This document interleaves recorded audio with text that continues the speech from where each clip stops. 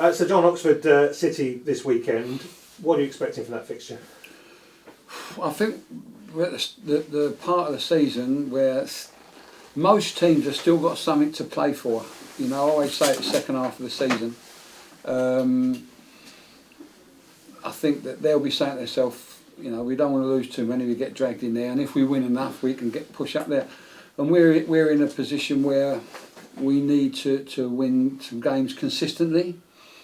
We're right in the frame of playoffs, but we need to have a consistency about our game. So I think all games are tough anyway, but I think there's an edge to games now, and I think we found that, to be fair, at St Albans. I think we've seen St Albans, and they probably work harder than I've seen them work before in a game of very little chances, if I'm being honest. But I expect a really, really tough game. We played well there, one of our best performances at Oxford.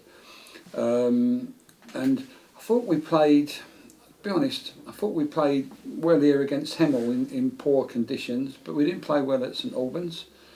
And the other night, with 10 men, we played well in the second half. But we need to push on now, and it's not going to be easy, but we really need to push on. How frustrating for you is that consistency? I mean, you've said it often, and you've said how important it is for your squads to have that consistency running through them. It must be very frustrating at times when they're not delivering what you see out there on the training field. No, absolutely. I think that, you know, without particularly pointing fingers at individuals, because it isn't really about the individuals, but I think when you bring lots of players in, as we have done, sometimes combinations just don't work, and there's no rhyme or reason for that. But what we do know, we know we've got a good base, a good nucleus to build on top of.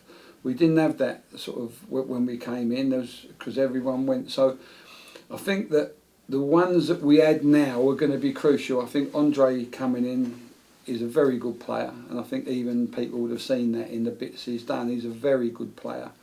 So that's another good addition, and I think as we go, we've just got to keep adding the ones that we know are going to make it stronger. You know, some have come in and haven't done as well as we like, or been as consistent as we like. Well, unfortunately, that happens anywhere. You know, we can't look back at that. We've got to look forward and hope that the extra one we bring in now and again may push the others to a better level. But consistency, when you want to win something, is the key. It's not how good you are, it's how consistent you are. And we have to be consistent really week in, week out between now and the end of the season. Obviously, you said the frustration at the game against St Albans. If you look at the starting 11 for that one, will supporters see a different starting 11 tomorrow, or are you still weighing those up? It'll be similar, because we haven't got that many, with the greatest respect, that many more players available. We might get away with Ryan Johnson on the bench, but sort of outside of that, the players that we've got at the moment are really the players we've got. Noah Cheeseman should be back. That's a plus. Sam Corn's still a little bit away, if I'm being honest, in training, but he's been out for such a long time. Obviously, Jake Embry is going to maybe the rest of the season now. We don't know, but Andre will be available to play. We didn't use him to start the game at St Albans, but he came through the one the other night, and so a little bit stronger, and maybe a change or two. But if I'm being honest, I felt our biggest problem.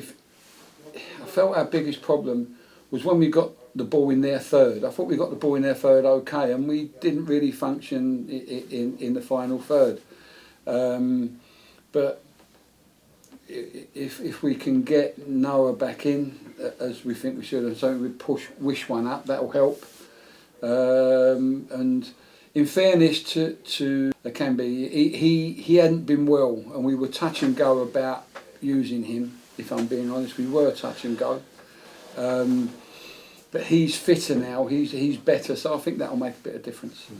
Likewise, you were able to give Seydou Khan 2 full matches in the last week Yeah. as well. So again, building his match fitness, that must be a bonus for you. Yeah, he was a miss when he was out. To be fair, it was a big miss, and he's another one that we were touch and go about playing on Saturday in terms of how long would he go. Well, he went the distance, in fairness, but not quite as sharp as he had been. But he's had a good week's training.